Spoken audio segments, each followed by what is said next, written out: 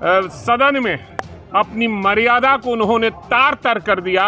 हमको लगता है कि वो सठिया गए हैं। इसलिए माननीय मुख्यमंत्री, सदन से और बिहार की जनता से आपको माफी मांगना चाहिए। जब आसन पर उंगली आप मुख्यमंत्री होकर उठा रहे हैं तो आप निश्चित रूप से लोकतंत्र पर आप पर विश्वास नहीं है।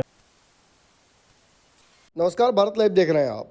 सदन में जो कुछ हुआ उसे देखकर तो ये स्पष्ट समझ में आ रहा है कि नीतीश कुमार काफ़ी गुस्से में है।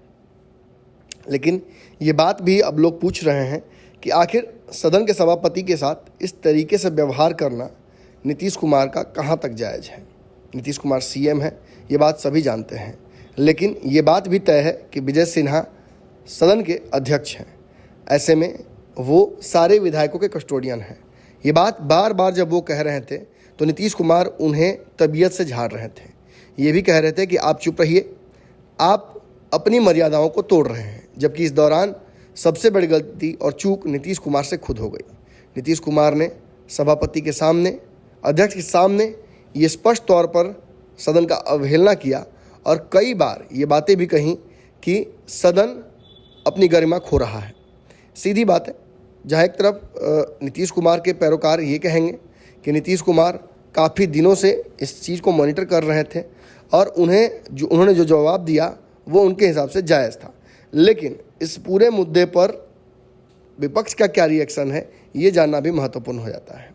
तो जहाँ तक बात राजद की है तो उसकी तरफ से मोर्चा संभालते हुए भाई वीरेंद्र ने सीधे तौर पर नीतीश कुमार के क्रियाकलापों को आज जो हुआ है उसको लेकर खिंचाई कर दी है। नीतीश कुमार ने जिस तरीके से अध्यक्ष के ऊपर एक हमलावर तेवर से बयानबाजी की, उस पर यहाँ तक कह दिया कि अब वो सठिया गए हैं। और ये बताया गया कि अध्यक्ष के ऊपर जिस तरीके के हमले किए गए वह काफ़ी सुनियोजित और व्यक्तिगत लग रहे थे। ऐसा आज तक नहीं हुआ है।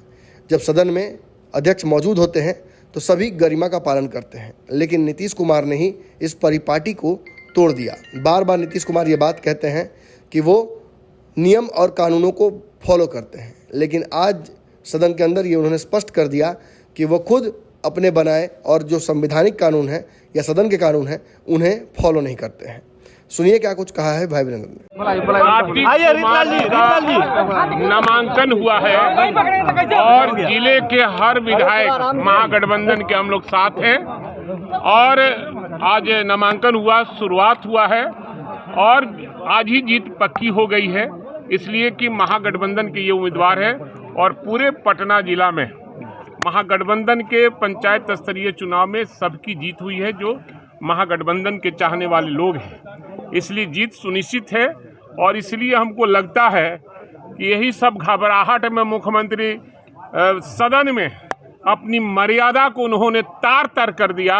हमको लगता है कि वो सठिया गए हैं और सठिया कर इस तरह की बातें और सदन के जो कस्टोडियन है, जो विधायकों का कस्टोडियन है, उस पर उंगली उठाने का काम किया है। वो लोकतंत्र समाप्त करना चाहते हैं और सदन को निर्देशित कर रहे थे, आसन को निर्देशित कर रहे थे, जो लोकतंत्र के लिए खतरा है और लोकतंत्र को ये समाप्त करना चाहिए। 4 से 5 बार चुप रहने के लिए मुख्यमंत्री को कहा गया। ये तो सवाल है कि जब मुख्यमंत्री इस तरह की बात करेंगे तो कभी भी सदन में कोई भी कुछ बोल सकता है। जब आसन पर उंगली आप मुख्यमंत्री होकर उठा रहे हैं तो आप निश्चित रूप से लोकतंत्र पर आप पर विश्वास नहीं है, संविधान पर आपका विश्वास नहीं है और जो संविधान के तहत सदन को चला रहा है उसकी गरिमा को ठेस पहुंची है। इसलिए माननीय मुख्यमंत्री, सदन से और बिहार की जनता से आपको माफी मांगना चाहिए। अगर ये वीडियो पसंद आई और वह बिहार के राजनीति और बिहारियत से सरोकार रखेनी तो सब्सक्राइब बटन दबा के चैनल के सब्सक्राइब कर ली। ओजे एगो घंटी बा, ओकरा बटन दबा देला से कुल सटीक और मारक खबर रुआ मुफ्त में मिल जाई। अगर रुआ पत्रकारिता के हमनी के नया प्रयोग में सहयोग कर चाहतानी तो ज्वाइन बटन दबा दी। पेटीएम नंबर नोट कर ली 9386 816 700। धन्यवाद।